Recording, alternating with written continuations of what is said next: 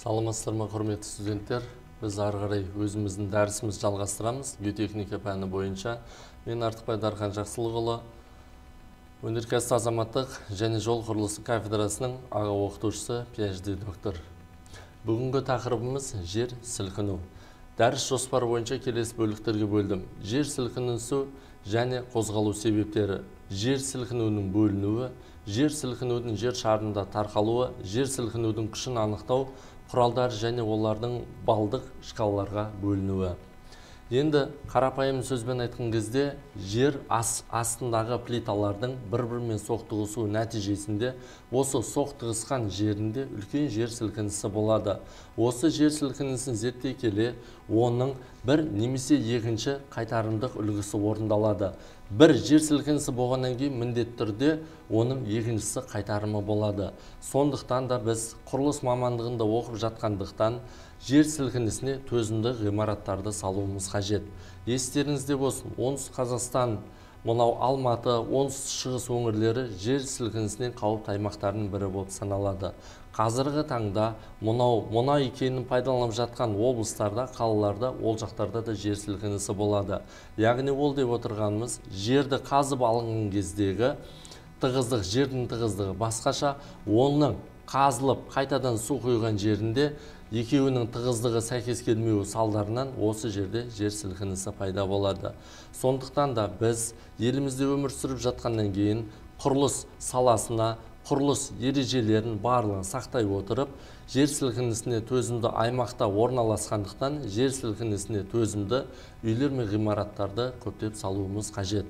Сондықтан да Қазақстан Республикасында бекіткен норма ережелеріне сәйкес ережелердің барлығын пайдаланып, соған сәйкесінше жұмыстарды жүргізуіміз қажет. Яғни табиғи апаттар арасында ең қорқынышты бұл жер сілкінісі болып табылады. Ол қашанда күтпеген уақытта бізге хабарламай әртүрлі сәттен болып жатады. Жер сілкінісінің негізі уақыты көбінесе бірнеше секундқа созылатынына қарамастан, ешқандай басқа табиғи апаттармен салыстырғанда оларды болжау өте қиын болып саналады. Жер сілкінісін болдырмауға ешқандай мүмкіншілік жоқ. Оның пайда болу уақытын, қашан болатын, оны мүлдем болжай алмаймыз. Жер сілкінісін қаупін жоюға назар аударудың үш үлкен әдісі бар деп есептеймін. Бірінші әдіс – жер сілкінісі болу дәрежесін, жоғары жерді анықтау және ол жерді пайдаланбауымыз қажет. Бірақ бұл жүзеге асырылмайтыны анық. Өткен жер сілкінісі болатын аймақтарда біздің ата-бабаларымызды иемденіп, ол жерлер қазір үлкен елді мекендерге айналған. Оларды басқа жерлерге көшіру, қоныс аудару мүмкін емес. Сондықтан да өзіміздегі бар мүмкіншіліктерді пайдалана отырып, жер сілкінісіне төзімді құрылыстарды салуымыз қажет.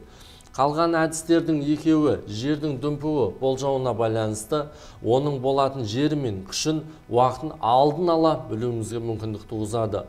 Олардың алғашқы екеуі атап айтқанда жер сілкінісі мен оның магнитудасын анықтау қазіргі уақытта шешімін тапқан мәселе. Яғни бұл біздің елімізде ғана емес, дүниежүзілік проблемалардың бірі болып саналады. Өздеріңізге белгілі, жер сілкінісінен қорғану үшін біз жер сілкінісіне төзімді құрылыстарды салуымыз қажет. Ол дегеніміз жердің ішкі күштерінің әсерінен жер қыртысының қозғалуына жердің сілкінуін айтамыз. Жердің сілкінуі жер бетінде қозғалысымен, оның пайда болу ошағымен тереңде орналасқан. Жердің қозғалуы барлық уақытта үздіксіз болып тұрады. Бірақ оның көпшілігі адамзат баласы сезбейді. Оларды тек қана құрал жабдықтардың көмегімен анықтауымызға болады. Жер сілкінісі көбінесе жерорта теңізі, Тынық мұхиты мен оларды қосатын Азия таулар тізбегінде жүргізіліп отырады. Жер сілкінісі тектоникалық, вулканның опырылып құлауы және жасанды болып бөлінеді. Солардың ішінде әрі күштісі, әрі көп тарағандығы, яғни тектоникалық жер сілкіну болып саналады. Тектоникалық жер сілкінісінің пайда болуы, ол жер қыртысындағы таулардың пайда болуындағы өзгерістің салдарынан болады. Жердің кейбір бөліктерінің көтерілуі және олардың қатпарларының төмендеуі алып келеді. яғни ол жердегі үлкен масса, үлкен күштерінің әсерінен пайда болады. Гипоцентрдің, яғни ошақтан жер шарының барлық бөлшектерінің серпіндік тербелу қозғалысы немесе серпіндік толқындардың таралуы нәтижесінде болады. Бұл жердегі қатты бөлшектерінің қозғалысы серпінділік толқындарына тура сызықты және көлденең ұзындық бағытта жатады.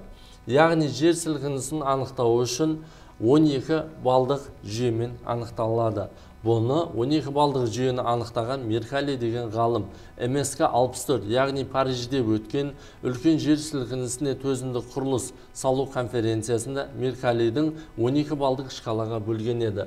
Яғни бірінші балдық жүйе ол тек қана құрал жабдықтармен анықтауға болады, адамдар сезбейді. Екінші, үшінші, төртінші бал өте әлсіз, бір қалыпты, бірақ адамдар кейбіреу байқай алмайды. 5 балдық едәуір күшті барлық адамдар сезеді, біледі, көреді. Яғни олар кроваттар, әртүрлі жиһаздардың қозғалуы әсер етуі мүмкін. 6 балдық жер сілкінісі бұл өте күштірек. Жиһаздар орнынан ары-бері жылжиды. 7 балдық өте күшті. Ғимараттың қабырғасында кейбір кезде сызат жарықтарының пайда болуын көруімізге болады. 8 балдық бұл ойрандау. Тасты үйлердің бөліктері опырылады. Кейбір ғимараттарда жарықтардың, сызаттардың үлкеюі орын алады. 9 балдық бұл жойқын алапат деп атайды. Көптеген ғимараттар қирап, жарамсыз болып қалуы мүмкін. 10 балдық көпшілік тас үйлер іргетасымен бірге ойраңдай бұзылады. Көпірлер тұрғызылып, қиратылуы мүмкін. 11 бал өте қауіпті. 12 бал күшті апат болып саналады. Өздеріңіз білетіндей, қазіргі таңда әлемдік деңгейде алдында мысалы Түркия мемлекетінде үлкен жер сілкінісі болды. Чилиде, Непалда әртүрлі жер сілкіністері болып тұрады. Біздің Қазақстанда бұрынырақта Жамбыл жер сілкінісі, Верный жер сілкінісі, 1911 жылы Верный жер сілкінісі, 1854 жылы Верный жер сілкінісі болды. Бұл жер сілкіністері өте жойқын, қиратылған болды. Барлық қалаларда жер сілкіністері өте қирап қалған еді. Біздегі жер сілкіністері өте қатты болып, кейбір кезекте үйлер мен ғимараттар өте қатты қирап қалды. Сондықтан да осы аталған жайттарды ескере отырып, біз төзімді құрылысты тұрғызуымыз қажет. Мына суретте өздеріңіз көріп отырғандай, үлкен жер сілкінісі кезінде ғимараттардың бұзылуы, жанар-жағармай станцияларының жарылуы, мына жерде екінші көріністе көріп отырғандарыңыздай метро, жер үстіндегі жолдардың барлығы қирауы, үшінші, төртінші көріністе екі жерді қосып тұратын, яғни көпірлердің, бағандардың қирауы нәтижесінде пайда болды. Бесінші сызуда көріп отырғандарыңыз жердің қозғалуы нәтижесінде жер астындағы тұрақтылық, олардың беріктігі болмауы нәтижесінде жерлердің опырылып қирауы. Сондықтан да біз өтіп жатқан пәніміз, геотехника деп отырғанымыз, жердің астыңғы құрылысы, яғни жердің нығыз болмауы, оның орнықтылығы қамтамасыз етілмеуіне байланысты осындай әртүрлі табиғи апаттарға жол беруіміз мүмкін. Мұна келесі суреттерден де назар салып қарасаңыздар болады. Бұл жердегі біздің пәннің мақсаты қандай да бір грунттармен танысып, грунттардың қасиеттерін, құрылымын, олардың мықтылығын анықтау үшін бұл грунттарды біз кейбір кезекте алмастырып, орнына жақсы грунттарды алмастырып қоюымыз қажет. Яғни бұл лабораториялық жағдайда анықталынып, жер қыртысы төзімділіктерін барлығын анықтауымыз қажет. Сондықтан да осы аталған жайттардың барлығын ескере отырып, құрылыс өте мықты болуы қажет. Бүгінгі дәрісті тыңдағандарыңызға рахмет.